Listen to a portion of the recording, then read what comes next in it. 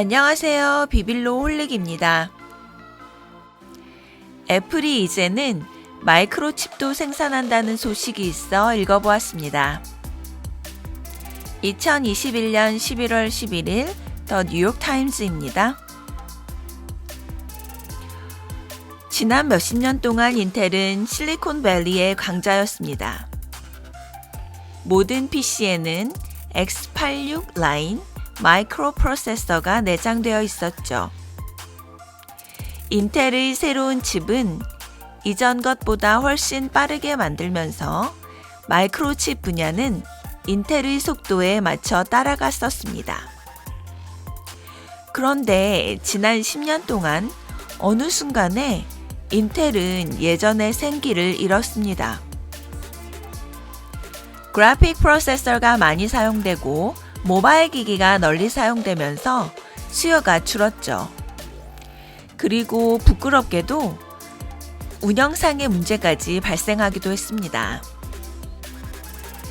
시장 선두주자로서 인텔의 과거의 영광을 누가 계승할까요?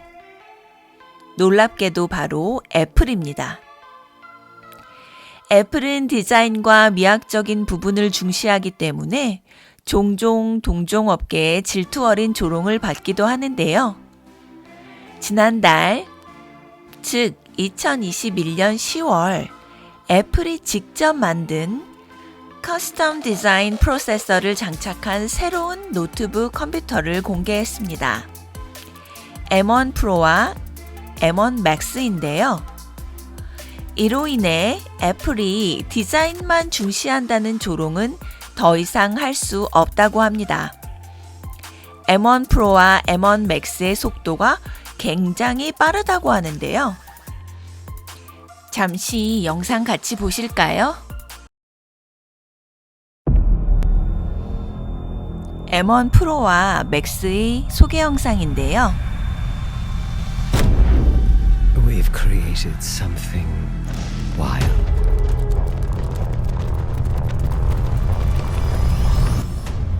예전의 애플 광고는 깔끔한 외관만 보여줬는데 이번 광고는 프로세서를 전면에 내세워 보여줍니다. 애플이 직접 만들었으니 보여주고 싶겠죠? 아, 진짜 사고 싶어지네요.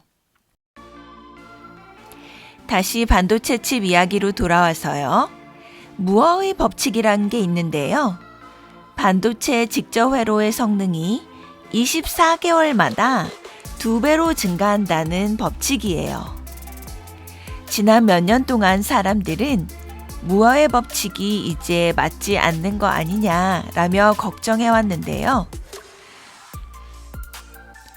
심지어 어느 순간에는 전문가들이 마이크로칩은 근본적으로 물리적 한계가 있어 성능을 더 개선하기가 매우 힘들어질 거다라는 이론을 내놓기도 했다고 해요. 프로세서가 컴퓨터의 엔진이기 때문에 프로세서의 성능이 한계가 있다는 말은 즉 컴퓨터로 하는 모든 일에 한계가 있다는 말과 같습니다. 그런데 이번에 애플이 새로운 프로세서를 만들면서 이 한계가 당분간은 없어진 거죠. M1 칩으로 인해 맥북의 속도는 데스크탑만큼 빨라졌다고 합니다. 그렇게 빠르면서도 또 배터리 효율은 다른 노트북 컴퓨터들만큼 된다고 해요. 이 애플 칩들은 컴퓨팅 파워가 가득한 미래를 예고하는데요. 칩은 컴퓨터뿐만 아니라 스마트폰, 드론, 자동차, 가상현실 기계까지 전기로 돌아가는 거의 모든 기계에 칩이 내장된다고 보면 됩니다. 어떻게 애플이 마이크로칩을 만들게 되었을까요? 이 스토리가 좀 재밌습니다. 때는 2008년. 애플이 처음으로 아이폰을 출시한 지 약 1년이 지났을 때였습니다. 애플은 작은 반도체 스타트업 기업을 인수했는데요. 아이폰에 특화된 칩을 만들기 위해서였죠. 왜 인텔의 칩을 쓰지 않았을까요?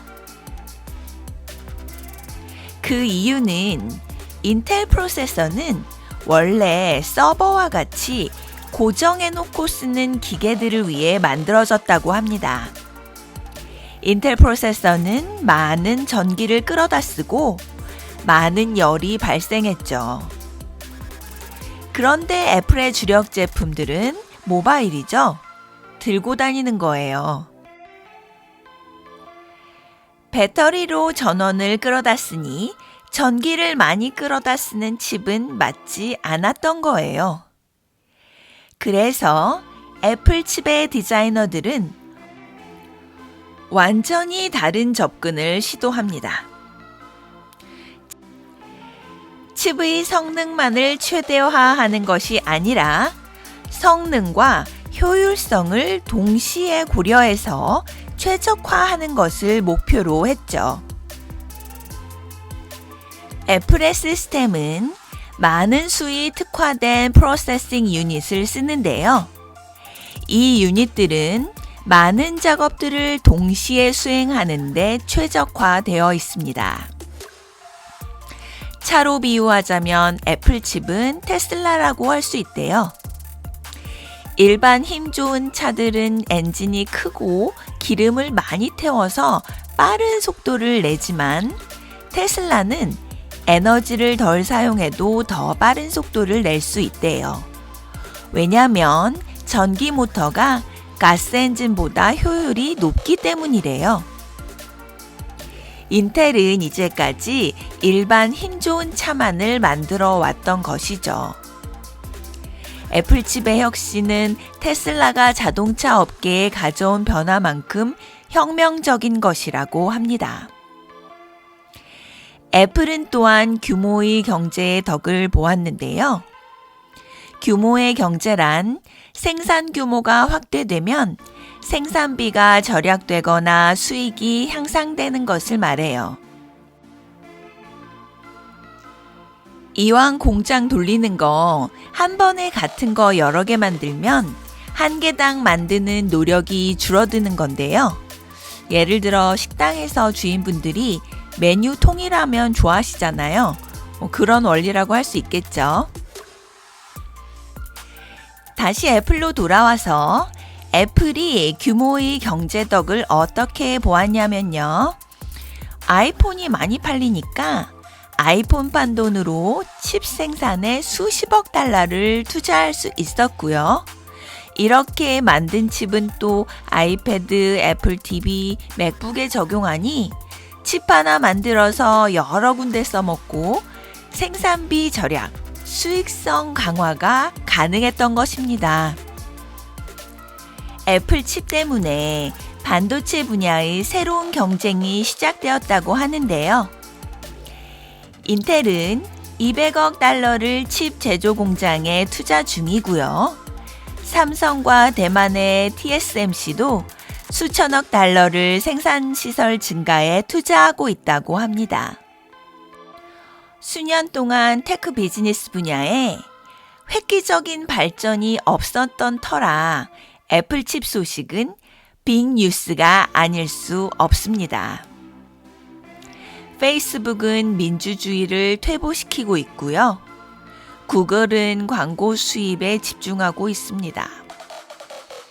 게다가 그동안 신형 아이폰은 구형 아이폰보다 조금 나아진 수준으로만 출시되고 있죠. 애플 프로세서는 그야말로 새로운 변화라고 합니다. 애플 프로세서는 앞으로 몇 년 동안 디지털 기기의 성능을 드라마틱하게 향상시킬 것이라고 합니다. 요즘은 가장 빠른 휴대폰이 몇 년 전 컴퓨터보다 성능이 뛰어나잖아요. 최소한 앞으로 10년 정도는 애플 프로세서가 앞서갈 것이라고 합니다. 다른 회사들은 따라가기가 어려울 것 같고요. 애플이 만든 프로세서를 보고 다른 회사들은 그야말로 충격을 크게 받은 상황이라고 하네요.